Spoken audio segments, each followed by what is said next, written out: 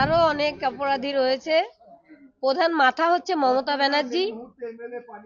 তাকে যদি ধরে একদম জেলে পোড়া যায়, সব অপরাধীরা নাম বেরিয়ে আসবে। এই ঘটনার সমস্ত মুখ এই মমতা ব্যানার্জির সঙ্গে কলেজ কর্তৃপক্ষ সমানভাবে দায়ী রয়েছে। বিচার হবে, বিচার হলে হয়তো সমাজ থেকে অপরাধীরা ভয় পাবে, ভয়মুক্ত একটা সমাজ তৈরি হবে। আমি এখন সেটাই চাই, কিন্তু খুশি কি করে হব? মেয়ে তো আমার আর ফিরে আসবে না ঘরে। आईपीएस को आप लोग बार बार जो दावी कर रहे थे इस आईपीएस को लेकर ऑफिसर को लेकर जो ये घटना में 3 आईपीएस को आज सस्पेंड किया गया, क्या कहेंगे? আরো অনেক অপরাধী রয়েছে। প্রধান মাথা হচ্ছে মমতা ব্যানার্জি। তাকে যদি ধরে একদম জেলে পোড়া যায়, সব অপরাধীরা নাম বেরিয়ে আসবে। এবং আমার সেদিন রাতে আমার মেয়ের সঙ্গে যারা ডিনার করেছিল তাদের এখনো ঠিকভাবে তদন্ত হয়নি। আমার মেয়ের যিনি ভিপি সুমিত রায় তফাদার, যিনি এইচওডি অরুণাভ দত্ত চৌধুরী, শুধু প্রিন্সিপাল জেলে আছে।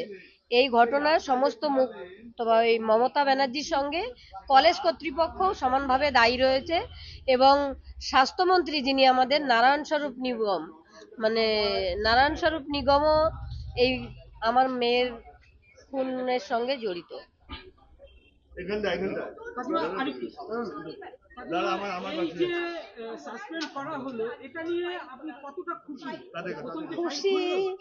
খুশি আমার কিছুই আসবে না কোনোদিনও। বিচার হবে, বিচার হলে হয়তো সমাজ থেকে অপরাধীরা ভয় পাবে, ভয়মুক্ত একটা সমাজ তৈরি হবে। আমি এখন সেটাই চাই, কিন্তু খুশি কি করে হব? মেয়ে তো আমার আর ফিরে আসবে না ঘরে। খুশি হওয়ার কোনো জায়গা নেই। তবে হ্যাঁ, অপরাধী মমতা ব্যানার্জি স্বয়ং নিজে অপরাধী। पुलिस को क्या मैसेज देंगे?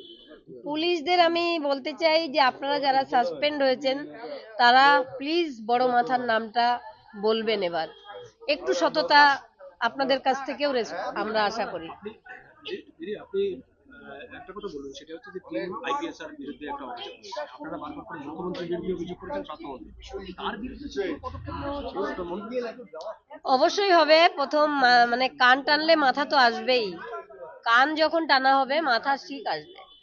আমরা বারবার বলছিলাম বিনীত গোয়েল সব জানে। তো বিনীত গোয়েল যখন সাসপেন্ড হয়েছে, এবার অবশ্যই মাথা ধরা পড়বে। সরাসরি অভিযোগ ছিল বিনীত গোয়েল এবং মুখ্যমন্ত্রী। হ্যাঁ, কি বলবেন সেটা? তার সঙ্গে দুজন আইপিএস আরো এক্সট্রা, 3জন আইপিএস আরো একজন আছেন, ওই মুরলীধর শর্মা। অভিষেক গুপ্তা টাকার অফার করেছিলেন এবং বিনীত গোয়েল সেমিনার রুমে ছিলেন। আর যিনি আরেকজন হচ্ছে, ওনার নাম কি, ইন্দিরা মুখার্জি প্রেস বাইট দেওয়ার সময় সব মিথ্যে প্রেস বাইট দিয়েছেন। কেউ ভেতরে ছিল না। উনি যে বলেছেন ফিঙ্গারপ্রিন্ট এক্সপার্ট, এই এক্সপার্ট ওই এক্সপার্ট, কিন্তু যারা ভেতরে ছিল তারা ওইসব জন্য নয়, তারা তদন্ত ধামাচাপা দেওয়ার জন্য, তথ্য প্রমাণ লোপাট করার জন্য তারা ভেতরে ছিল।